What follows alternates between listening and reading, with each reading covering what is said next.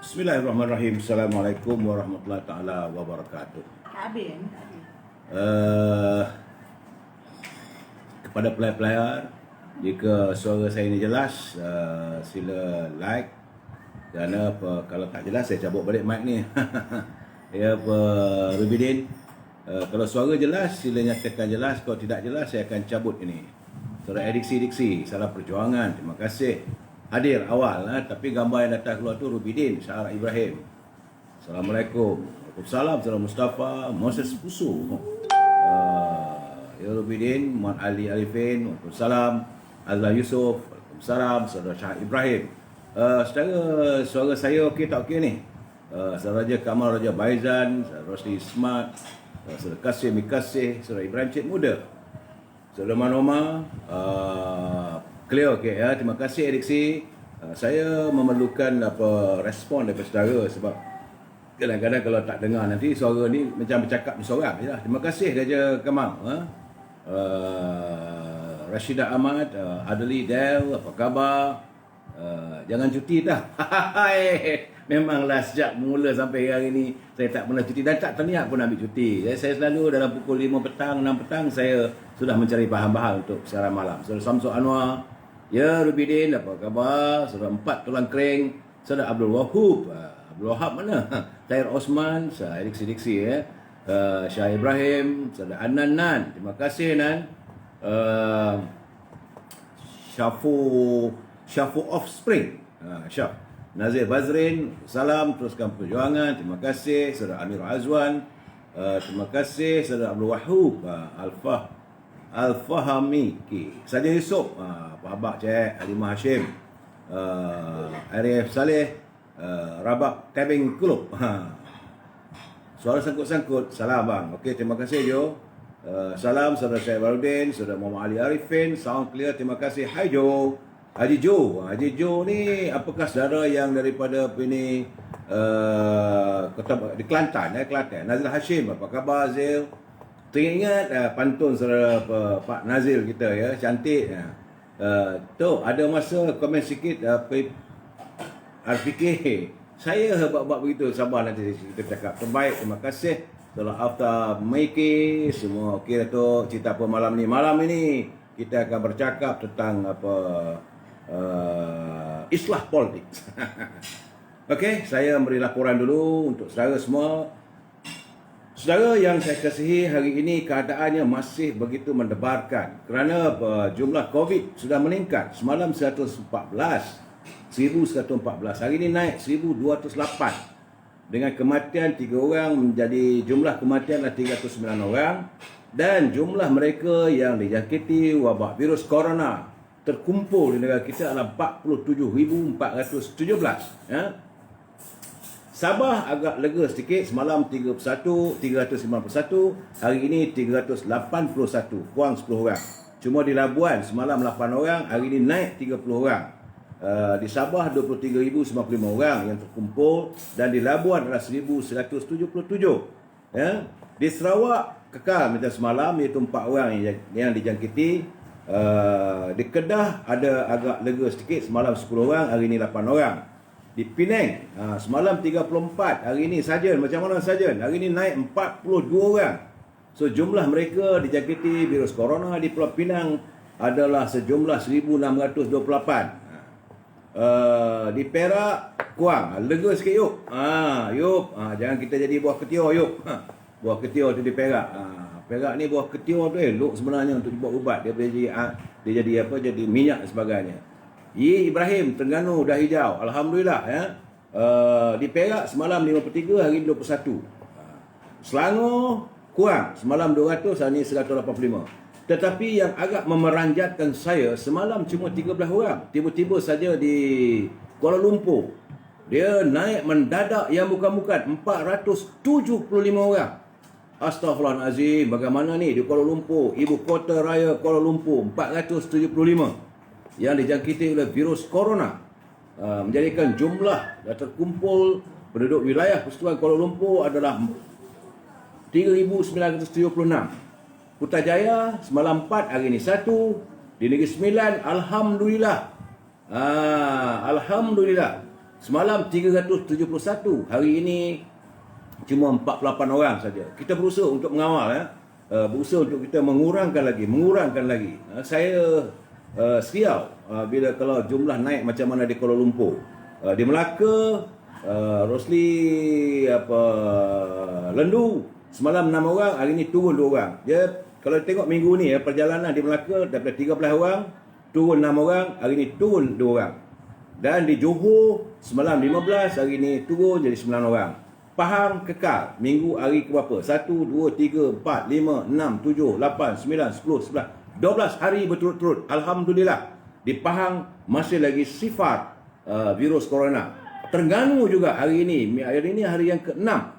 Sudah hampir seminggu di Terengganu juga tidak ada jangkitan virus corona. Bersama kita berusaha saudara Anwar tampil zon hijau, tampil di Melaka, sebab di Melaka hari 2 saja. Alhamdulillah Rabang kluster gua Kutuk Datuk, saya tak tahu kluster mana, saya tak tahu mana satu klusternya, saya tak tahu, tapi saya nampak di Kuala Lumpur memeranjatkan saya. Sebab siang tadi saya juga pergi ke Kuala Lumpur, seriau juga. Di Perlis, aduhai, dah elok dah. Selama 7 minggu, tiba-tiba hari ini ada pula tersangkut seorang yang dijangkiti oleh virus corona. Jadi, Cik, warga Perlis, saya tadi terima kiriman daripada saudara semua malam besok. Dia nak mengiklankan susu yang penuh berkhasiat, susu tepungnya. Malam besok saya akan jelaskan apa produknya. Di Kelantan semalam 5, hari ini 1 orang. Begitulah keadaannya virus corona ini sudah mula ada yang terkawal, ada yang meningkat, ada yang menggerunkan, ada yang melegakan. Cuma sebelum saya live malam ini, rumah saya, anak saya buka live ini Astro Awani, program Gagal Waganza. Oh ya Tuhanku, tiba-tiba di atas stage tu berjoget 10 orang. Ini apa benda ni? Ya, ini Datuk Mahir Sabri, Abang Long ke Abang Ngah ke, SOP-nya bagaimana? Takkan dibayarkan, diizinkan Astro kalau dia recording. Bila recordingnya? Malam ini kan dia live tu. Saya tengok mengerikan kita, sebab atas stage boleh berjoget 10 orang. Nak semayang tak boleh pula. Masjid ditutup. Ini buat saya marah. Kemudian apa ini? Tengok orang ramai tu dalam tu. Sedangkan semalam semayang jemaat semalam tu bagai nak gerak lah.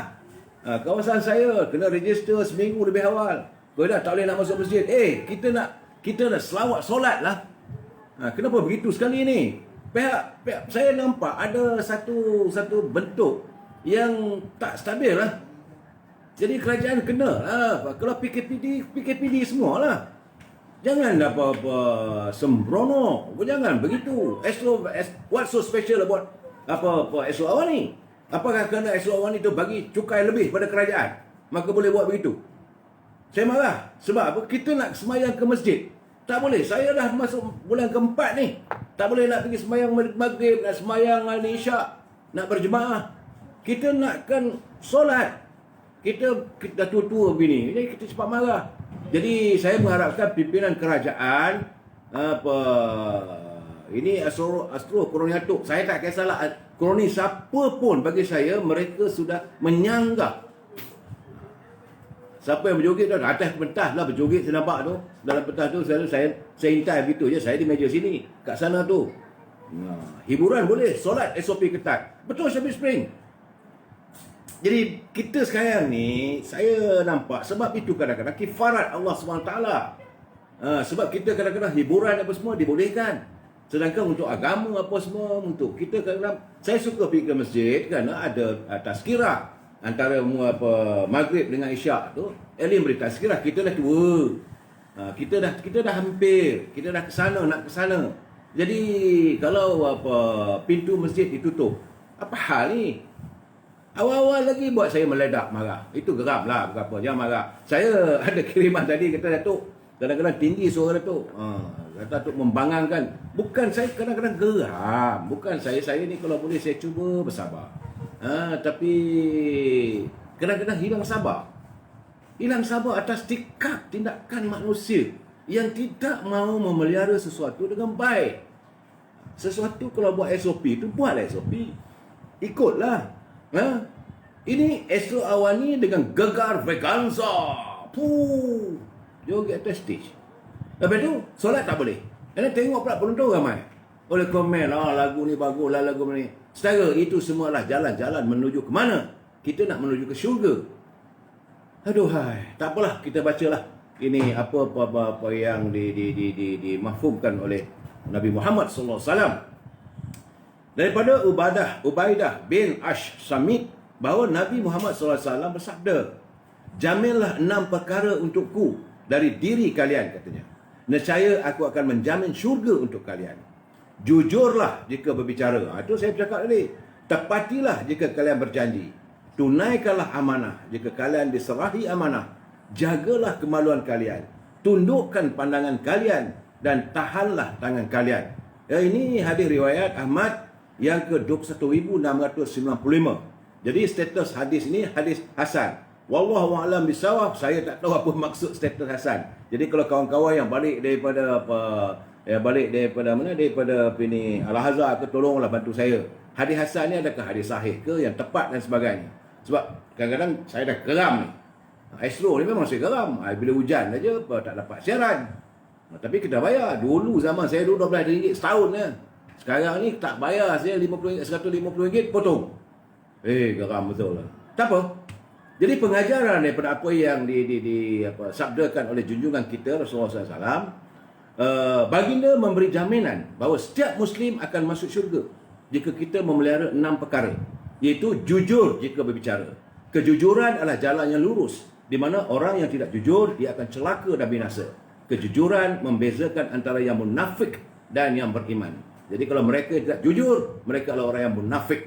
Dan kalau kita menjaga kejujuran kita tergolong daripada golongan orang beriman. Semoga teman-teman yang ada bersama-sama dengan saya, kita dapat sejujurnya. Jangan jadi mereka lah gegar Veganza tempat duit.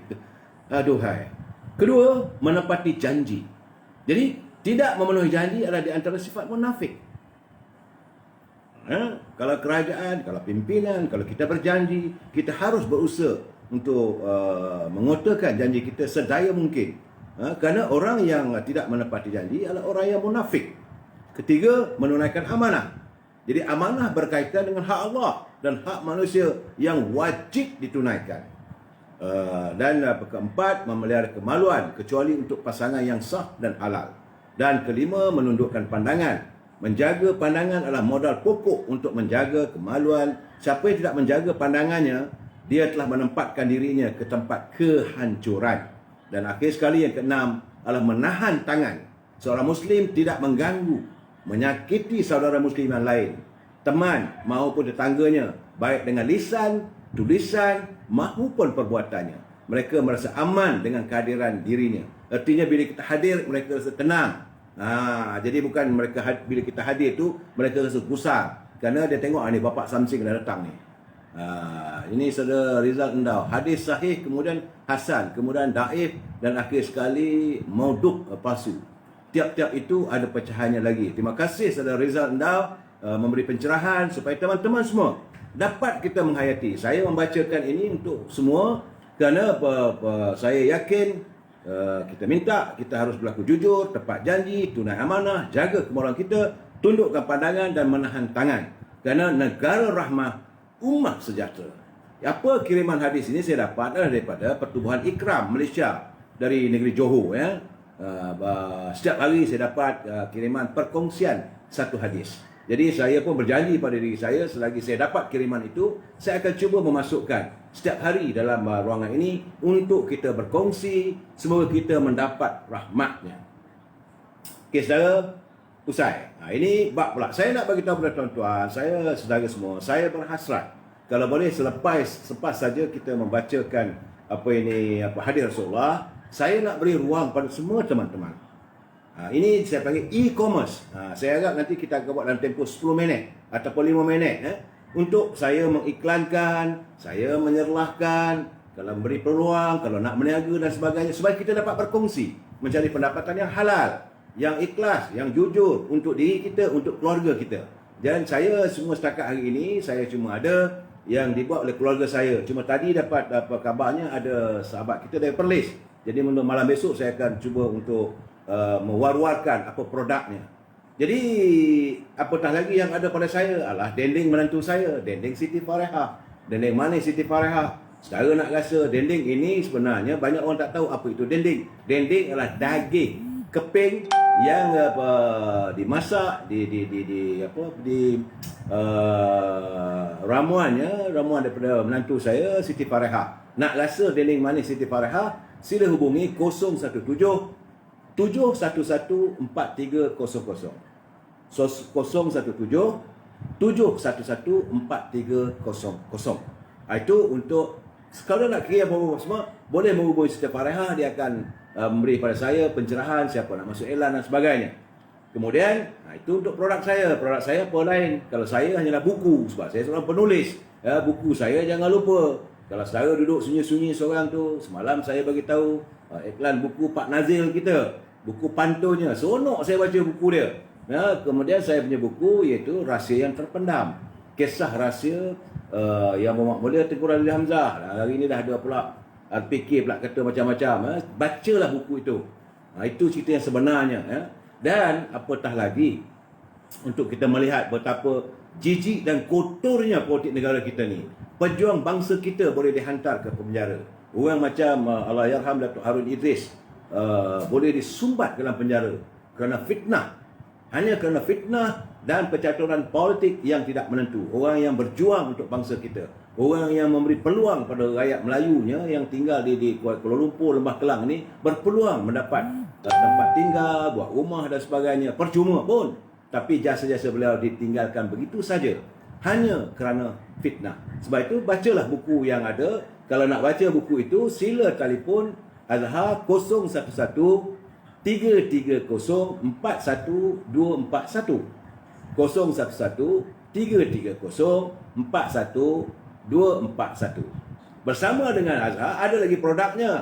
Produknya adalah kuih bahulu berdal orang Perak. Tapi ini kena buat pesanan, kena sekurang-kurangnya 2 atau 3 hari ya. Kalau 2 hari tak dapat. Kena nak buat susah. Orang Perak dia tahulah bahulu berdal ni. Kemudian saudara juga boleh berkongsi perniagaan dengan ini, dengan beliau. Ni mak dia yang buat ya, Azhar. Dia buat kerepek bawang putih, kerepek peria, kerepek terung, kerepek halia, kemudian campuran kerepek halia, bawang putih dan peria. Kemudian tempe salted egg. Salted egg ni telur masin lah. Dan juga bawang goreng rendang dan rendang tok. Rendang tok kena 3 hari atau 4 hari. Sebab dia tak boleh buat 1 hari. Jadi kalau saudara merasa itu, boleh hubungi, berbual, berbincang, saling SMS dengan Azhar 011 330 41241. Bincanglah bagaimana kita mahu untuk berkongsi perniagaan. Dan kalau saudara ada produknya, berbincang dengan Azhar ataupun anak menantu saya Siti Farehah ya. Saudara Mahrum Idris terus beri penjelasan Datuk. Ya, saya beri penjelasan, tapi izinkan kita untuk e-commerce. Saudara Mahrum, sabar. Perbincangan kita malam ini bertajuk Islah Politik dan Ekonomi. Menteri semakin keliru. Islah ni sebab saya terima saranan, pandangan daripada Pak Alwi Al-Atas. Semalam dia tulis kat saya, dia kata, "Tok, jangan pakailah perkataan reformasi ni," dia kata. Reform dia kata, dia gelilah, dia kata. Saya kata, saya tolonglah bagi pandangan, tolonglah bagi pencerahan. Saya nak pakai ayat apa? Nak bagi pencerahan panjang sangat, nak bagi perubahan tak sesuai, saya kata. Dia kata, kenapa tidak kita pakai islah? Saya pun buka dictionary, okey, tepat. Saudara Alias Abdul Latif, bekas Gubernur Bank Negara bercerita, saya tak mau campur itu sebab saya tak dapat. Terus terang saya kata, saya tak dapat. Saya cuma dapat apa yang ada pada saya. Jadi islah politik dan ekonomi, pertama-tama sekali saya juga respon lah kepada saudara Muhammad Roslan dari Kampung Gajah dalam bahagian Pasir Salak. Beliau mengutarakan permasalahan beliau tentang keahlian beliau dalam parti UMNO. Saya kata sila berhubung cepat-cepat, kerana UMNO ni ada bironya, ada biro disiplinnya, ada majlis tinggi. Dia tak boleh jatuh hukum begitu saja ya. Alright, saudara, siang tadi saya bertandang ke rumah anak saya sebab nak jumpa cucu. Lama dia Datuk ni tak lama tak jumpa cucu ni, rindu juga. Cucu saya di rumah anak saya Nuratul Rahimi tu ada 2 orang cucu. Satu lelaki, satu perempuan. Yang perempuan tu saya panggil Princess Sweetie Aisyah. Memang dia ni malu-malu. Gambar tak ada lah. Usia dalam 6 tahun. Nak masuk darjah 1 tahun depan. Dan seorang lagi Adam. Badannya besar. Sukalah saya. Dia nak apa lagi hiburan pada seorang datuk melainkan dengan cucu. Kalau di rumah ni pun saya dengan cucu saya. Saya suka, saya sayang dengan cucu saya. Barulah saya tahu kenapa kita dulu dikasihi dan disayangi oleh datuk. Jadi kepada saudara yang dah pun jadi datuk, sayangilah cucu saudara. Kalau saudara masih muda lagi, kalau balik kampung ada datuk, rawatlah kasih sayang bersama atuk saudara. Cuma waktu saya bertandang ke rumah anak saya tu, dia di Armani Terrace, itu sebuah bangsa puri agak mewah sikit di Damansara Perdana, itu Armani Terrace. Jadi bangsa puri itu dikawal ketat. Bila saya nak masuk tak boleh, COVID dan sebagainya. Saya kata saya nak tengok cucu saya. Pengawalnya tu Gurkha. Jadi syarikat kawalan keselamatan ni mereka mengambil kesempatan mengatakan COVID. Jadi saya kata sana COVID, sini COVID. Aku nak tengok cucu aku pun tak boleh COVID. Marahlah saya. Jadi kepada pihak berwajib perlu beri perhatian. Lebih-lebih lagi pada jaga-jaga yang jaga dekat pintu masuk apa semua tu. Jangan sampai orang berbalah, orang marah. Jadi mereka datang sebagai, kita tak marah sebab dia datang untuk pengawal keselamatan, tetapi janganlah buat benda yang pelik-pelik. Undang-undang perlu undang, ikutlah peraturan. Jadi takkanlah nak jumpa orang pun tak boleh. Kalau betul letaklah ke signboard dan sebagainya. Saya marah dari itu. Tapi itulah keadaan sekarang ni negara kita. Saya terfikir tadi, inilah gamaknya kalau kita tak ada kuasa, orang lain yang menguasai negara kita, segala-galanya susah bagi kita. Jadi pada saudara, generasi saya, jagalah negara kita ini. Kerana kalau sekali kita hilang kuasa, orang lain yang berkuasa, tentulah kita berada dalam keadaan cukup sukar. Nak masuk rumah anak sendiri pun tak boleh sebab jaga Gurkha. Ini cakap terus terang ni. Kemudian saya lebih terkesan sebab saya pergi tadi naik Grab. Saya naik Grab, pemandunya namanya Ehsan. Orang Kuala Terengganu. Saya tanya, "Dek, adik apa buat part time ke full time?" Dia kata full time, cik. "Okey, you buat full time ni, you dulu kerja apa?" Dia malu alah-alah. Akhirnya saya kata, "Ceritalah, jangan malu." Rupanya dia adalah seorang juruterbang, pilot. Namanya Ehsan. Sekarang ni tinggal di Sungai Buloh. Seorang juruterbang, pilot. Sekarang ni instead tadi dia dah tak bawa kapal terbang, dia bawa Grab pula. Ini reality. Saudara Ehsan, saya pun bagi nombor telefon saya kata, "Ehsan, kalau you ada hal apa semua, boleh kita berkomunikasi, tengoklah apa yang boleh saya bantu dan sebagainya." Saya cukup terkesan. Saya tanya dengan dia, "Dulu you bawa pilot, bagi bawa kapal terbang dia, macam mana besar ke gaji?" Sebab saya bukan pilot kan, nak tanya juga. Dia kata, "Bolehlah tahan, dapatlah antara 10-15 ribu," dia kata sebulan, dia kata dengan allowance dan sebagainya. Tetapi bila bawa Grab ni berapa? "Cik, cakap terang cik, hari ni saya baru dapat, masuk encik ni saya baru dapat RM25. Allah, sedihnya saya rasa nak menitik air mata. Inilah keadaan rakyat hari ini. Sebab itu saya kata, pimpinan harus ingat, ya sedar bahawa rakyat sebagai susah pilot, jadi pilot kepada Grab. Saya bukan tertahukan begitu. Ini realiti. Ya, bila kita punya anak muda kita yang berkelayakan, yang berkebolehan, dah hilang pekerjaan. So Datuk boleh percaya ke angka-angka positif COVID setiap hari tu? Saudara Atif, saya tak boleh nak buat kata apa. Kalau itu dikeluarkan oleh Kementerian Kesihatan, pada siapa lagi nak tahu? Kalau orang politik memang saya tak percaya. Kalaulah angka itu keluar dari orang politik, taubatlah hum. Ni Ehsan mana ni? Ini apa ni? Ehsan mana timbul? Sini kita kongsi-kongsi. Ini acara Michael ya. Ehsan mana timbul di sini? Ehsan ni dia adalah pilot. Jadi nanti kalau telefon saya kita boleh saya kata kumpullah kawan-kawan. Dia kata ramai kawan-kawan dia jadi pilot yang terpaksa jadi pemandu Grab. Yang 2 hari lepas saya kata dia terpaksa buat mikari. Ya, inilah keadaan negara kita. Jadi bila saya tengok begitu, saya sebablah. Saudara AR Sofian Aziz, apa khabar kan? Saudara AR Insinyur Sofian. Saya yakin Saudara Sofian pun tengok dekat rumah dengan anak-anaknya. Sebab dengan job dah tak ada ni, tak ada kerja. Sekarang susah, memang sekarang susah. Ya sebab itu tadi bila saudara Syabuddin Abdullah, teman saya yang sama-sama bersama dengan saya waktu di Usaha Melayu tu, dia adalah seorang wartawan. Tapi hari ini dia adalah buka gerai, dia dekat lembah pantai, kalau tak silap saya, dekat dengan lembah pantai di kampung Kerinci. Dia tulis gitu, dia kata sabar separuh daripada iman katanya. Tapi dalam keadaan sekarang, duit juga separuh daripada iman. Hari-hari tak ada duit, iman juga bergoyang. Apalagi orang tua macam aku. Tanya saya, kerja tak ada, berniaga semua hancur. Mana nak cari duit? Orang suruh sabar, tapi nak sabar macam mana lagi? Kalau duit nak beli minuman pun tak ada. Hari tua yang menyesakkan. Tunggu mati entah bila. Sedih juga saya mendengar dia punya catatan begitu. Sabar separuh iman, tapi dalam keadaan sekarang duit juga separuh daripada iman katanya. Hari-hari tak ada duit, iman juga bergoyang. Apalagi orang tua macam aku ni katanya. Kerja tak ada, berniaga semua dah hancur. Dia buat ini gerai pun bertindak tutup lah gerai dia tu. Mana nak cari duit? Orang suruh sabar, tapi nak sabar macam mana lagi? Kalau duit nak beli minuman pun tak ada katanya. Hari-hari tua yang menyesakkan. Tunggu mati tak bila, sabarlah doa sahabat saya, saudara Syabuddin Abdullah. Dia dulu kolumnis Syasha dengan Shanana kalau baca urusan. Kalau saudara yang seangkatan dengan saya, dia ada kolumnis dalam mingguan Malaysia. Mekhi, orang live tanpa bayaran, korang tak apalah, ada elan ribu-ribu. Saya live percuma. Pakcik dapat berapa elan? Saya jangan menyinggung saya ya, sebab saya tidak lain adalah timbul dengan kesedaran, keikhlasan saya. Tak ada apa-apa. Saya bukan nak mau gaya jawatan politik. Saya tak ada bertanding apa-apa jawatan. Tak ada siapa bayar saya. Cuma saya nak elan lah kalau ada produk-produk keluarga saya, kalau teman-teman nak masuk kita elankan.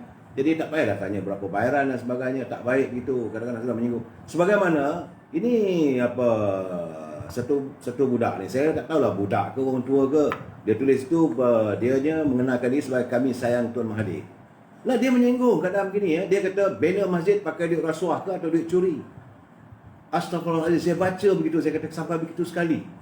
Kalau betul pun mereka ni, sebab dia tweet dia tengok dalam kiriman Yang Berhormat Datuk Seri Zahid Hamidi, beliau melawat ke Bagan Datuk, balik ke kawasan dia, tengok sebuah masjid yang masih dalam pembinaan. Beliau membinakan sebuah masjid yang diinfakkan untuk atas nama kedua ibu dan bapanya. Banyak dia buat masjid. Yang ini dia buat special. Masjid itu dia beri nama Masjid Tumina Hamidi. Mengambil sempena nama ibu dan bapanya di Bagan Datuk. Tiba-tiba dia tulis itu kami sayang Tuan Mahathir. Tak tahu. Artinya pengikut Tuan Mahathir lah. Dia kata bina masjid pakai duit rasuah ke atau duit curi.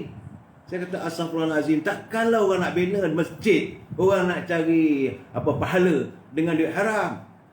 Ni korang ni kalau politik lah. Kalau you pun orang Dr. Mahathir, kalau benci sangat pada Zahid Hamidi pun, janganlah dia buat kerja baik itu, kamu hina begitu. Ingatlah dia pun manusia biasa juga. Dia pun nak cari juga bekalan di akhirat. Dia pun ada juga ibu bapa dia. Dia nak mendermakan apa yang pendapatan dia dahulu, yang sekarang dah dibekukan. Jangan begitu. Saudara boleh menyinggung beliau, Zahid Hamidi begitu, boleh. Tapi ini perbuatan dia, bina masjid. Saya marah. Saya kata kenapalah manusia ni boleh jadi begitu? Kenapalah mereka tak boleh lapang dada dan sebagainya? Jadi saya bila tengok begitu, jadi kalau ini pemikiran mereka menyokong Dr. Mahathir, sebab itulah gamaknya orang tua tu jadi begitu. Dia punya aliran pemikirannya. Sedangkan macam kami orang Perak ni, dia kalau ada duit, dia suka cari pahala. Ya. Sedangkan tadi juga saya tengok dalam tweet tu, ini seorang lelaki, nama dia Tuan Haji Mak Isa, di Lekir, tak jauh dari Bagan Datuk. Dia buat masjid, nilai dia 7 juta. Hanya semata-mata untuk mencari keredaan ilahi. Apakah kita nak tweet dia datang duit haram ke? Orang nak buat masjid, tempat amal ibadat. Jadi saya haraplah, ini yang tulis apa, nama dia tak ada. Kalau dia tulis nama dia memang sedap, saya cari nama dia, saya palu betul. Sekarang ni Tuan Mahathir macam dah, apa dia lah. Sekarang ni Tuan Mahathir macam dah goyang dengan luar. Tak, itulah sekarang ni, mereka sekarang ni dah terkapai-kapai. Jadi tergabung sama balun orang tu. Cucuk kata orang ni, tak elok lah. Jadi kita nak berpolitik biarlah secara matang. Sebab itu saya bila saudara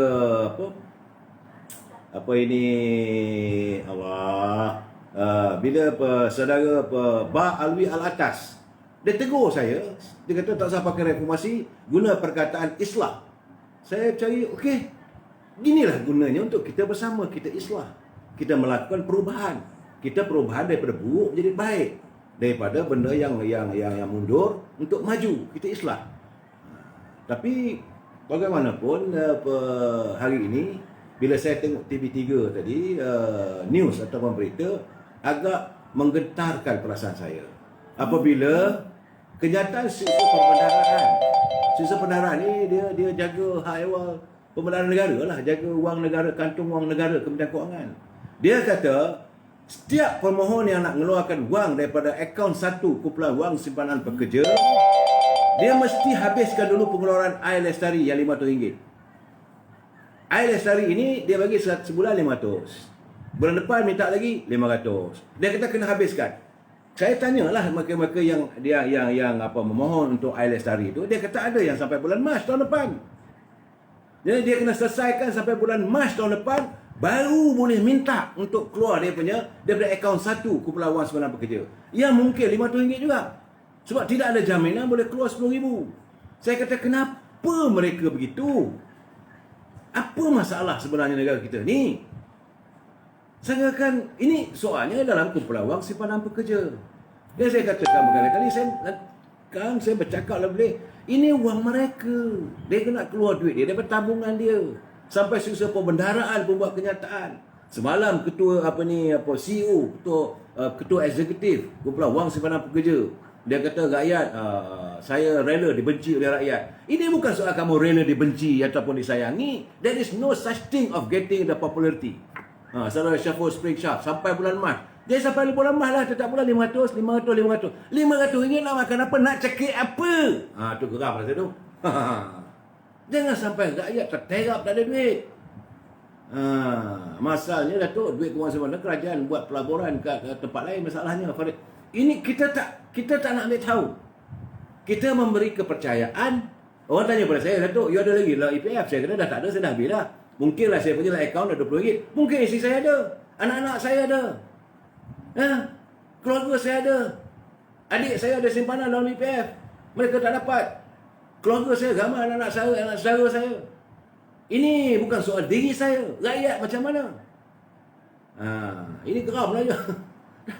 Tak, jadi janganlah bagi alasan, jawapan yang membuatkan orang benci.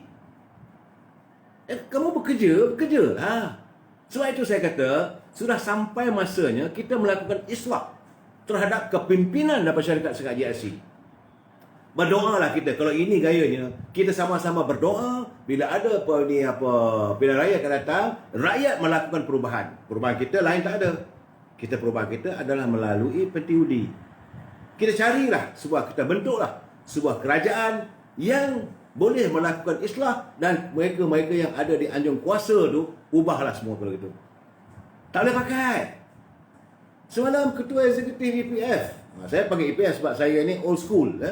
Saya harap saudara faham lah bila saya kata EPF tu KWSP lah, panjang sangat melelung lidah dia nanti. Jadi EPF. Jadi semalam dia kata dia rela dibenci oleh rakyat kerana nak menjamin masa depan. Kamu Tuhan ke? Are you a God? Yang kamu tahu orang ni boleh hidup 10 tahun lagi ataupun 5 tahun akan datang. Dia sekarang ni susah. Ini masanya dia perlukan. Keluar wang sendiri pun payah. Mahfud type. Ini keadaannya. Bukannya nak keluar duit orang, bukan minta dia. So, saya kata sekarang ni kita mengemis pada duit kita yang kita simpan. Artinya saya ada simpan duit dalam tabung gambar gajah, gambar ayam. Nak ambil tabung tu pun minta izin mungkin daripada isteri ke maknya. Dia kata, tak boleh keluar. Begitulah keadaan kita sekarang ni. Ni gila punya cerita ni. 500 lepas. Dah habis lestari ni, baru boleh pinta balik. Jadi apa sebenarnya? Jadi sebab tu tadi saya dapat kiriman daripada saudara Muhammad Azmi, Muhammad Ali. Saudara Muhammad Azmi ni bagus. Dia respon pada saya. Dia kata Yang Muhammad Mulia Tengku Zafrul tidak seharusnya mengeluarkan kenyataan Jika bajet tidak diluluskan, maka gaji penjawat awam tak dapat dibayar. Ini satu hal lagi. Ni. Jadi dia orang ni jadi menteri, tapi adakah dia membaca perlembagaan? Adakah dia konsep pegawai undang-undang dia? Jangan main lepas cakap saja. Saya kata, anda berada di anjung kuasa. Anda mempunyai segala-gala kemewahan. Tapi jangan bercanda, bermain dengan air mata rakyat. Jangan pula betul mengelirukan rakyat. Setiap kenyataan anda mengelirukan. Selamat nampak tak cerdik Datuk. Kita tak maulah mengata begitu. Kalau boleh saya kalau boleh kita nak setiap malam kita bercerita tentang hebatnya negaraku ini. Serta kita melakukan islah, saya berdoa mungkin besok kita akan hebatnya. Hari ini kita bercerita tentang seronoknya naik kereta api laju daripada Kuala Lumpur ke Alor.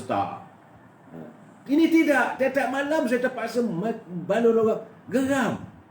Berapa lama saya boleh tahan? Umur dah tua. Tahu-tahu sadar tadi, tiba-tiba saudara tengok dah tak ada dah saya nak bagi pencerahan.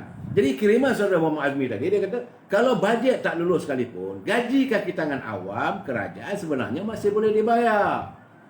Kita negara yang mengamalkan sistem Westminster. Semua negara-negara Commonwealth, kita mengamalkan demokrasi ala sistem Westminster. Artinya kita boleh laksanakan vote on account. Pengundian kepada akaun itu atau bajet interim untuk membayar gaji kaki tangan awam dan biaya operasi asas kerajaan. Artinya, kalaulah ini sekarang ni saya nampak cara yang Muhammad Mulya Tengku Zafrul melontarkan pandangan beliau itu seolah-olah, saya tak kata dia mengugut, seolah-olah dia mencari supaya mencari upaya. Kan buat bajet mesti diluluskan. Kalau tidak nanti rakyat akan marah pada siapa yang tak sokong pada bajet. Jadi apa hal ni korang ni? Jadi di kita negara demokrasi, biarlah ada di parlimen tu. Jadi cuma kalau kerajaan nak bayar untuk jasa atau biaya NGO pro Jemin tu tak boleh lah. Jadi kalau untuk bayar gaji kaki tangan awam, untuk membiayai operasi kerajaan, boleh. Kita boleh, sekejap lagi akan baca pula ada kiriman-kiriman lain. Tetapi kalau nak untuk bayar NGO, sebab itu ada dalam bajet, macam jasa 81.5 juta, itu tak boleh lah. Ataupun mana-mana NGO yang sealiran dengan Jemin, itu tak boleh lah, kena tunggulah bajet. Kemudian apa? Tetapi kalau kita nak bayar bonus untuk frontliner, kita nak bayar pembelian ubat ataupun vaksin untuk COVID-19, atau nak bayar bantuan tunai kepada rakyat, semua boleh, tak ada masalah. Jadi Tengku Zafrul buat kenyataan mungkin ikut skrip daripada PM Datuk. Saya tak tahu. Saya tanya dengan saya jawab saya tak tahu. Tetapi sebagai Menteri Kewangan, sebab itu saya kata kadang-kadang Tengku Zafrul ni orang bijak, orang yang ada intelektual. Tetapi kerana politik, dia bukan orang politik, sebab dia masuk dalam politik, akhirnya dia membohongi keintelektualannya. Akhirnya dia tidak dilihat intelektual. Satu benda yang bagi saya rugilah. Dia seorang yang intelektual. Kalau tak intelektual, takkan dia boleh jadi CEO of the bank. Tapi dengan keadaan kenyataan begitu, dah nampak hilang keintelektualannya. Jadi di negara-negara yang mengamalkan demokrasi seperti kita, amalan vote on account katanya sering dilakukan pada tahun-tahun pilihan raya umum. Dia contohnya, dia kata pada tahun lalu, macam tahun lalu di India waktu itu melaksanakan pilihan raya umum, dan dia tak sempat nak bentang bajet. Takkan pada bulan Januari tak boleh keluar duit. Jadi dia menerima umum, dan dia kata vote on account ni dilakukan di negara tersebut. Setelah selesai pilihan raya umum, kerajaan baru yang dapat majoriti akan membentangkan belanjawan sebenarnya. Itu caranya. Bukan mengelirukan pemikiran rakyat. Jadi itu adalah salah satu cara. Dan kalau kerajaan masih berkeras, dia kata ini kiriman itu, dia kata kalau kerajaan masih berkeras bahawa apa yang mereka lakukan adalah yang terbaik dan orang lain semua tak betul, maka jadi tak betul lah. Jadi kalau Datuk Tengku Zafrul nak menegakkan pengam basah, jadi semua orang tak betul, jadi tak betul lah jadinya ni. Habis tunggang langgang, kita ada perlembagaan, kita ada cara. Cara lebih mudah apabila ada pindahan. Jadi cara lebih mudah adalah pindahan semula penjat belanjawan seperti mana rundingan dengan ahli parlimen. Ini yang dipanggil sebagai Confidence and Supply Agreement CSA yang nak dibuat itu hari. Waktu pertemuan di Hotel Hilton, ingat tak dalam seminggu 2 minggu lepas? Tan Sri Perdana Menteri mengatakan dia nak buat CSA dengan parti-parti pembangkang dan semua ahli-ahli parlimen. Timbullah cerita nak bayar 3 juta dan sebagainya. CSA ni. Jadi itu adalah untuk kerajaan yang minoriti. Nak paksa juga undi. Jadi kalau tak mau dengar buah fikiran ahli-ahli parlimen, ikut sajalah. Dia apalah masalahnya? Masalahnya sekarang ini, ikutlah apa yang dituntut oleh UMNO Barisan Nasional. UMNO Barisan Nasional minta supaya pertama sekali pengeluaran wang daripada kumpulan wang simpanan pekerja one off 10,000 dan moratorium. Itu saja. Kalau bawa dua-dua ni UMNO sokong. Tapi kerana cadangan ini datang daripada pimpinan UMNO, maka ia dilihat tak boleh dilaksanakan. Jadi bajet masih diluluskan. Kalau tak lulus, maka kaki tangan kerajaan tak boleh dapat gaji. Ini menimbul keresahan, seolah nak menimbul kebencian warga kaki tangan kerajaan, rakyat kepada pimpinan UMNO Barisan Nasional. Ini tak betul. Ini politik yang cukup songsang. Jadi kenapa begitu? Jadi sepatutnya janganlah kita mengeluarkan kenyataan yang dilihat berbau ugutan dan tidak menghormati hak-hak ahli parlimen. Walaupun kita tahu mungkin niat yang Muhammad Teguh Rafloh tidak begitu, tapi nampak dia kata nampak tak cantik lah. Dan akhirnya jadi modal kepada pembangkang untuk membalun. Ini apa yang dikirakan oleh saudara Muhammad Azmi tadi adalah lanjutan daripada kiriman daripada saudara Abdul Rahim Jilmi Zakaria daripada Bukit Tunggal, Kuala Terengganu. Saya mengucapkan terima kasih kepada teman-teman yang sudi memberi pencerahan. Sebab saya katakan tadi bahawa ruangan kita ini untuk kita sama-sama memberi pencerahan. Apa yang saya tahu, kita kongsi. Apa yang saya tahu, bagi pada saya. Sebab so, ni, burung belatuk, terpulanglah pada saya, tak ambil kisah saya. Nak bagi kita nak bercakap, kita nak berbincang. Ini keadaannya. Kemudian ada lagi ni, saya tengok ni. Ini daripada mana punya kiriman. Dia tulis, biasa saya baca ni. Dia kata gaji pejabat awam masih boleh dibayar. Walaupun jika belanjawan 2021 tidak diluluskan di Dewan Rakyat. Ini kata Peguam Muhammad Hanif Katari Abdullah. Ini peguam cakap. Dia tahu tentang perundangan, tentang perlembagaan. Dia kata gaji pejabat awam masih boleh dibayar walaupun jika belanjawan ataupun bajet 2021 tidak diluluskan di parlimen. Dia cakap dalam program Jom Channel semalam, dia kata ahli parlimen bertanggungjawab untuk tidak menyokong belanjawan tersebut jika cadangan mereka tidak diterima dan aspirasi pengundi tidak berpenuhi. Jadi setiap ahli parlimen mereka membawa suara rakyat. Saudara Lisa Adiana, betul ke konon ini cerita betul bercakap dalam program ini. Ini Hanif Katari. Hanif Katari adalah satu orang yang pakar perlembagaan. Saudara Ala Raslan, duit sendiri macam pendatang asing. Lebih teruk daripada pendatang asing lah, saya kata. Geram betul. Jika Perdana Menteri Tan Sri Muhyiddin tewas dalam undian itu, katanya, ia bermakna dia tidak lagi memiliki sokongan Dewan Rakyat. Jadi sebenar-benarnya dia takut sangat ni kenapa? Kenapa sampai Abdul Ghani jadi cacah marbal tu? Memang sekarang ni kita bukan jadi cacah marbal, tonggang langgang. Yang saya pun tak tahulah.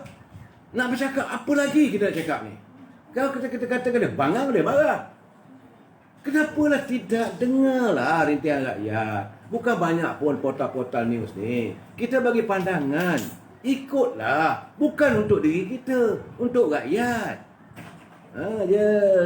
Ni.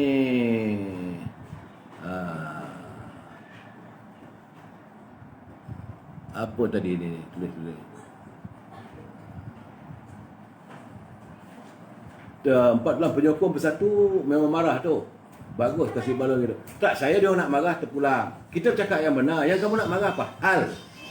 Anda boleh menyokong, sokonglah benda yang betul. Kalau benda tak betul, takkan nak sokong. Saya Lisa Adiana, habis semua sektor lingkup. Memang lingkup tadi, saya yang bawa saya tadi adalah juru terbang. It's a pilot. Ini bukan cerita bohong. Ini fakta.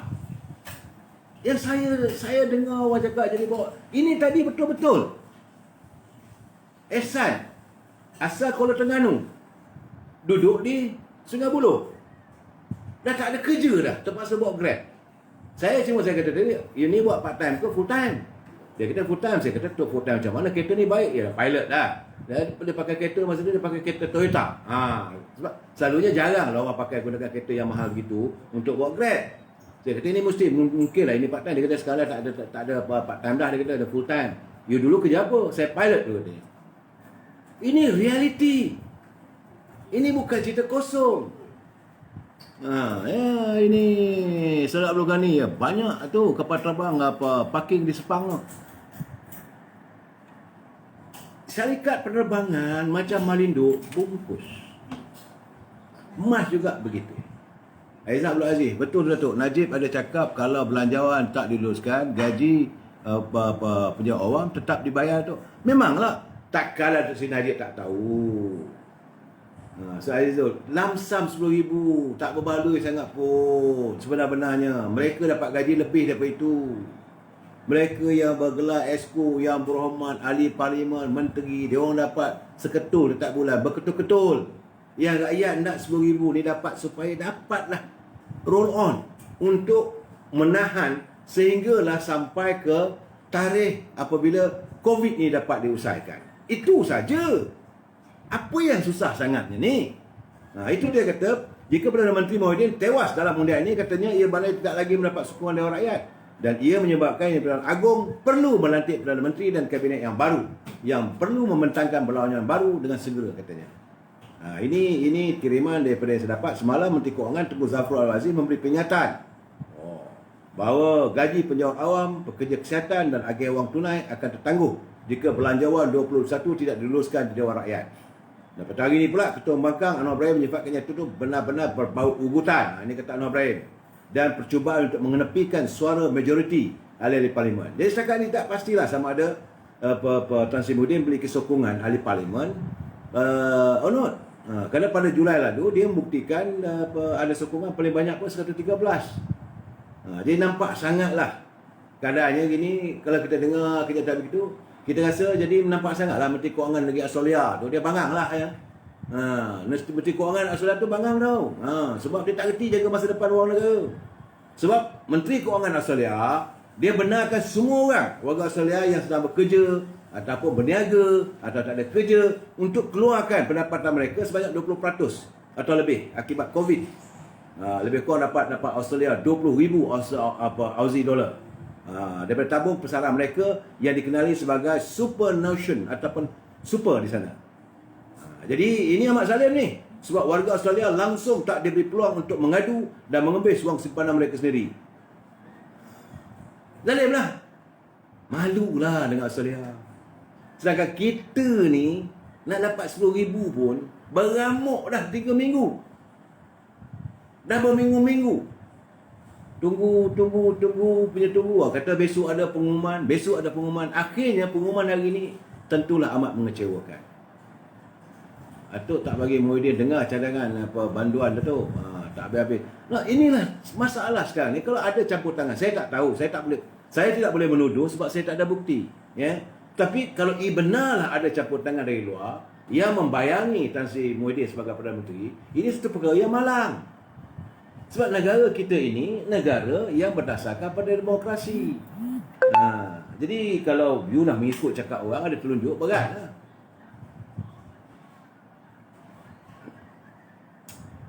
Kemudian daripada kenyataan Rahayu Yaakob. Ini kiriman saya daripada catatan daripada Rahayu Yaakob. Dia kata, benarkah kerajaan tidak akan dapat membayar segala komitmen termasuk pembayaran gaji penjawat awam dan petugas baris hadapan yang bertungkus lumus memerangi COVID sekiranya belanjawan 2021 tidak diluluskan Dewan Rakyat. Itu dia kata, sila dengar penjelasan Hanif Katari. Hanif Katri ni adalah seorang peguam. Dia tahu perlembagaan. Dia kata dalam ini dia bercakap tentang perkara 102. Mana pula buku saya? Dia kena tengok. Ini perkara 102, artikel 102. Artikel 102, Parlimen punya kuasa berkenaan dengan mana-mana kewangan. Ni kadang-kadang ni bila ni 120, 102 untuk kita pencerahan saudara. Aduhai. Kadang-kadang menteri ini pun ini betul-betul menteri cak ayam lah tu. Saya ingatkan dia bijak. Dia boleh melakukan islah kepimpinan di Kementerian Kewangan. Rupanya 2 kali 5 juga nampaknya. 103, 102. Kuasa membenarkan perbelanjaan masuk akaun atau bagi maksud yang tidak dinyatakan. Parlimen mempunyai kuasa berkenaan dengan mana-mana tahun kewangan.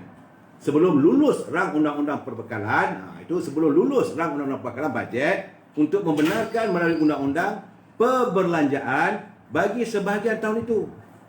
Dan untuk membenarkan melalui undang-undang perbelanjaan bagi seluruh atau sebahagian tahun itu selain mengikut perkara 99 hingga 101. Jika ternyata kepada Parlimen wajar berbuat demikian oleh sebab pentingnya atau umumnya apa-apa perkhidmatan atau oleh sebab hal keadaan yang luar biasa keterdesakannya.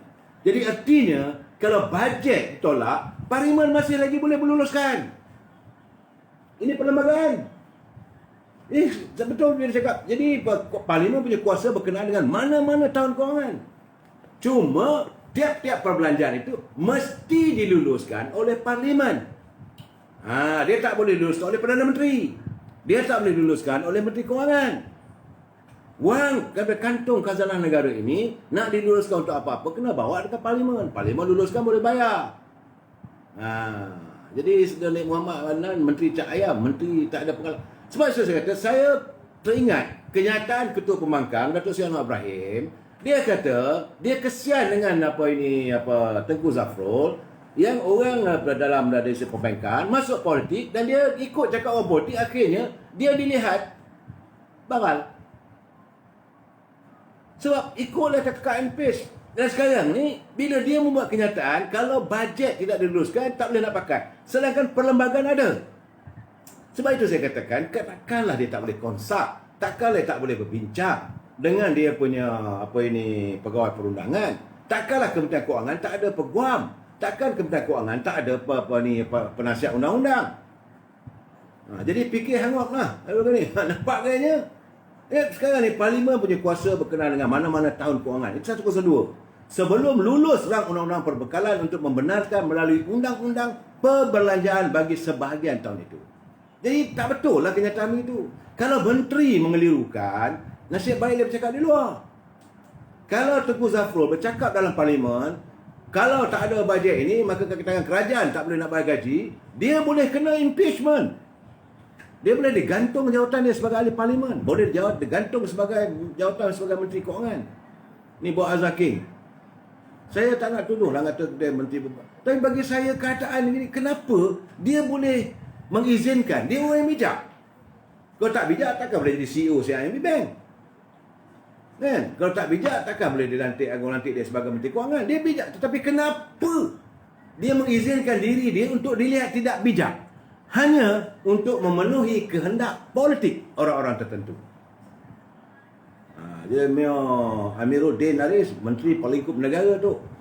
Saya tak tamu power ni respon pada itu. Tetapi bagi saya keadaan ini akhirnya membuatkan rakyat mempunyai pelbagai persepsi. Menimbulkan persepsi yang bukan pada seorang menteri. Hanya kerana untuk memenuhi kehendak politik orang-orang tertentu. Nak bodek sangat pada menteri. Kerana saya tahu mereka berada dalam kebimbangan dan ketakutan. Sebab besok Parlimen bersidang lagi. Jadi bila Parlimen bersidang, kalau ada pengundian, jadi undi dasar ni, undi bajet ni, kalau ditolak macam mana? Kalau ditolak dengan sendirinya, jadi saya katakan bahawa kerajaan itu boleh jadi runtuh. Mungkin bagi saya kalau dia ada moral, kalau Perdana Menteri ada moral, dia mengerti. Nak buat macam mana? Ahli Parlimen tak setuju dengan dia sebab dia tak dapat sokongan dari kalangan ahli-ahli member Parlimen. Tak dapat sokongan majoriti di kalangan ahli-ahli Dewan. Sebab itu bila dia buat mula-mula tak tahulah. Mula-mula kata nak buat darurat. Kemudian sekarang ni pula dia buat untuk tak bersidang 80 orang saja. 80 orang, 41 daripada kerajaan, 39 daripada parti-parti pembangkang atau siapa orang biasa. Jadi kalau 41 tu, sekarang ni kita kabinet pun dah ada 70 orang. Saya tahu ada 70 orang menteri dan timbalan menteri. Yang paling ramai dalam sejarah negara kita ni. menghabiskan borang, menghabiskan duit aja. 70 orang menteri dan timbalan menteri. Cabaran dibenarkan masuk ke dalam Dewan Parlimen untuk bersidang 80 orang. Jadi nisbahnya 40 daripada 41 orang daripada menteri, timbalan menteri dan daripada kerajaan Perikatan Nasional. Tak payah panggil tu, panggil menteri, timbalan menteri pun dah penuh. Pemangkang ada 39 orang. Dia lupa, tapi apabila dicabar oleh ketua pemangkang dari awal lagi, akhirnya speaker mengatakan, okey, bila nak mengundi nanti panggil semua. Kalau mengundi panggil semua ni, inilah mereka berada di ambang ketakutan, kerisauan. Nah, sebab itu macam saya katakan, bila kita mewujudkan muafakat nasional, ialah merupakan mimpi ngeri kepada mereka. Dan ini, untuk bajet kali ini adalah merupakan mimpi ngeri kepada kalangan ahli-ahli kabinet. Perdana Menteri pun ngeri, menteri-menteri pun takut. Kerana kalau ditolak bajet ini, secara moralnya, kalau takkanlah menteri-menteri tak ada moral. Tu, posting MOF sudah hilang. Tak tahulah juta putih. Sekarang ni kalau MOF punya posting pun dah hilang, kenyataan Menteri Kewangan pun dah hilang sekarang ni. Jadi apa yang jadi pada negara kita ni? Sebab itu saya kata berkali-kali, apabila mereka mentadbir negara, takbirlah dengan sejujurnya. Jadi nak tengok Bob Azhar, perpapasan esok harap tiada lagi menteri-menteri hikayat bercakap. Dah kena kecam, tukar statement, dah pandai juga guna peguam. Saya mengharapkan parlimen ini dijadikan, saya berdoa dululah, sebab tu saya ingat lagi zaman Tan Sri Zahir. Waktu Tan Sri Zahir jadi speaker Dewan Negara, Dewan Rakyat, boleh kata ahli parlimen waktu itu teror-teror. Parti pembangkang bukan main-main orang. Masa itu Tan Chee Koon ada, P. Patu ada, Kapal Singh ada, Lim Kit Siang ada, Fazlan Yahya ada. Ini termasuklah kalau dia PAS siapa dia tu. Hebat-hebat. Tapi speakernya masa itu Tan Sri Zahir, dia mentadbir dengan begitu baik. Dan dia adil. Dia tegur pun ahli-ahli parlimen berketok. Sebab kalau menteri tak betul, dia kata Yang Muhammad sila duduk. Tapi sekarang ni, kalau menteri itu, dia beri laluan. Menteri. What's so great about minister? Cuba saya lihat perbincangan perbahasan di parlimen di England. Tengok menteri-menteri dia kalau tak betul, kena bu depan-depan, bangun bercakap. Itulah gunanya. Sebab itu parlimen ni ada immunity. Dia ada kekebalan bahawa tak boleh nak saman. Boleh cakap apa saja, nak saman tak boleh. Nak tuduh sesuatu kena di luar parlimen. Ya betul, Saudara Azmi Mali dulu ada Lilam Tai. Lilam Tai ada, Fan Yuting ada, Peter Dutton ada. Saya ingat lagi pembangkang-pembangkang yang kalau dia bagi Chan Man Hen ada. Kalau mereka membangkang bukan main-main. Ada pula lelucon, kita ada macam Sami Belu. Kan? Jadi dalam keadaan begitulah saya mengenang apakah tidak boleh kita kembalikan ke semula kegemilangan negara. Sebab itu negara waktu itu dipacu dengan begitu baik. Zaman era Tengku Brahman, era Tun Razak, era Tun Sinon, Waimah, era Tun Dr. Mahathir pun. Kerana mempunyai semua. Tapi selepas itu hanyut. Saya bukan apa, Saudara Fazino, itu saya teringat. Bila saya pergi ke parlimen ni, pandang saya tu bagus jika ini saudara Samsul Anwar. Pandangan saya tu bagus jika bajet ditolak. Katanya boleh bayar gaji, tak boleh bayar gaji penjara awam. Eloklah kita tengok bayar bank. Biar bankrupt rakyat. Kita tak mahu rakyat terus menderita. Ini bagi saya masalah rakyat ni satu sesi yang tak ada kena mengena pun sebenarnya. Dia sekarang nak dikelirukan. Kenapa Tengku Zafrul mengelirukan rakyat? Ini kali kedua. Itu hari dia bercakap kat TV juga. Dia kata penyimpan EPF, saya sebut EPF, saya agak faham, saya ni old school sikit. Dia kata cuma yang menyimpan berapa, tidak lebih 1,000 orang tu, RM1,000 ada lebih kurang 32%. Saya terkejut. Dia kata ini satu pembohongan. Takkanlah orang tu RM1,000 aja. So lepas tu dia kata yang simpan tidak lebih daripada 10,000 orang tu 45%. Saya kata ini kenyataan yang gila ni. Ramli Abu Sama hanyut sebab rasuah. Saya tidak mau menuduh soal rasuah tapi saya nampak sekarang. Sebab itu saya bersetuju kita harus melakukan islah dalam kepimpinan negara. Jadi wakil-wakil rakyat juga yang kita nak undi masa akan datang, kita kena lihat betul-betul. Kita jangan tengok seorang tu, jangan kita terperangkap dengan persepsi. Sekarang masalah kita, rakyat kita ni mudah sangat. Lebih-lebih lagi warga bangsa Melayu ni dia mudah terperangkap dengan persepsi. Sebab itu saya tak mau menyentuh. Saudara bertanya dengan saya tentang isu Governor Bank Negara, sebab saya tak tahu. Dan saya tak nak terjebak dalam permasalahan yang saya tak tahu. Dan saya menimbulkan persepsi yang buruk. Sebab banyak nama-nama disebut. Ya, saya dengar pula kenyataan daripada Yang Mulia Raja Petra pun sebut juga, terlibat sampai Tengku Razali pun sebut. Jadi saya kata, mana ada faktanya? Jadi kalau tak ada fakta, saya tak mau campur. Tapi bila saya dengar kenyataan Tengku Zafrul yang mengatakan bahawa kalau bajet ditolak, maka tak boleh bayar kekitaan kerajaan, ini satu kenyataan yang saya kata perlu disongsong. Saya perlu memberi penjelasan kepada rakyat, tak betul. Kerana mengikut daripada artikel 102 dalam perlembagaan. Dia kata kalau kita, macam kata Azmi tadi, saudara Azmi tadi, surat dia kata bahawa kita boleh adakan satu vote account. Ini berlaku di negara Commonwealth yang lain. Takkanlah Malaysia ni so special. Takkanlah Malaysia ini tak ada pertimbangan langsung. Kita adalah pendahulu ataupun kita ni adalah leaders ataupun pemimpin kepada negara-negara dunia ketiga. Apakah sekarang ni Malaysia dah reverse jadi dunia keempat, dunia kelima dah? Apakah kita jadi satu kepimpinan yang begitu teruk sekali? Dan tidak sepatutnya benda begitu. Dalam keadaan beginilah saya merasakan bahawa kerajaan perlu berterus terang. Menteri kena telus. Menteri bukan hanya ambil hati membodek Perdana Menteri. Kalau tak betul, nyatakan tak betul. Jadi sekarang ni jangan berselindung untuk membuatkan rakyat marah kepada mereka yang tidak menyokong bajet. Sebab bajet yang dibentangkan baru ni adalah bajet yang kelam kabut. UMNO minta begini. Bila dihalusi satu persatu dalam bajet itu, banyak agenda-agenda tersembunyi yang jadi bom-bom luar macam mana tu? Sesuai Akasha. Bom-bom luar juga boleh dibayar. Saya mula-mula saya tak tahu. Saya risau. Sebab itu Sabah malam saya kata takut kalau bajet tak lulus. Takut bon-bon luar negeri yang dilandangkan oleh oleh pelabur-pelabur asing nanti kita boleh serve. Tapi bila setelah saya baca, saya sudah dengar kenyataan Hanif Qatari, saya buka balik perlembagaan, wow. Dan semalam saya ingat ini Adan ada bagi clause, dia kata bulan Mac dia kata masih boleh pakai. Ada kelegaan di hati saya. Sebab saya rasa besar kemungkinan bajet ini akan ditolak. Ditolak kerana kerajaan tidak mempunyai kekuatan sokongan.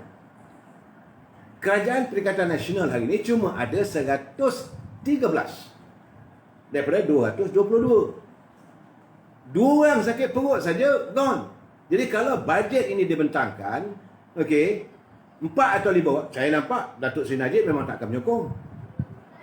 Datuk Seri Zahid sebagai Presiden UMNO tidak akan menyokong. Yang Muhammad Mulya Tengku Razali, Hamzah tentu juga tidak akan menyokong sebab beliau melontarkan tariklah break apa sebenarnya. Dan beberapa orang lagi ahli parlimen yang tak setuju, yang waktu Datuk Seri Anwar Ibrahim membantah keputusan speaker itu ada 4 orang, iaitu Tan Sri Nohoma, Datuk Razlan, kemudian Nohoma, Razlan, siapa lagi yang tidak bersetuju keputusan speaker itu. Situ aja 7-8 orang. 7-8 orang ni tak payah mengundi. Sakit perut aja pun bajet akan ditolak. Jadi apakah bila merasakan kebesar kemungkinan bajet ditolak, maka kesalahan itu nak dilampiaskan. Dia saja Jamuddin Mawar, Datuk Tajuddin pun tidak sokong. Betul. Datuk Tajuddin Rahman. Jadi kalau ini berlaku, artinya bajet akan ditolak. Sebab itu Tengku Zafrul mengeluarkan kenyataan mahu supaya kesalahan itu diletakkan kepada pimpinan-pimpinan ataupun ahli-ahli parlimen daripada Barisan Nasional. Ini dah tak betul. Mak Sabu dah cakap terang-terang dah Selasa esok. Dia dah cakap, dia kata dia tak akan sokong. DAP memang tak sokong. Parti Keadilan juga tak sokong. Jangan lupa mereka yang mengikuti Azmin Ali sebelah orang tu, kabarnya 5 orang dah patah balik dah. Dan 5 orang dah patah balik menyertai kepimpinan Sri Anwar Ibrahim. Jadi kalau dulu tinggal 39 dah, tambah 5 dah 42. Sedangkan daripada pihak ini Kerajaan Perikatan Nasional yang mengikut Azmin kan tinggal lagi 6 orang. Ini kenyataan realitinya. Jadi mereka sudah melihat bayang-bayang kehancuran kuasa mereka. Jadi mereka sudah merasakan bahawa they will lose. Dalam keadaan begini, saya merasakan tunggu malam esok. Kita tengok apa berlaku besok ya. Kita bersamalah berdoa. Tidak lain dan tak bukan kita mengharapkan negara kita ini sentiasa dirahmati oleh Allah. Wabillahi taufiq wal hidayah. Assalamualaikum warahmatullahi taala wabarakatuh dan jumpa lagi malam esok. Terima kasih.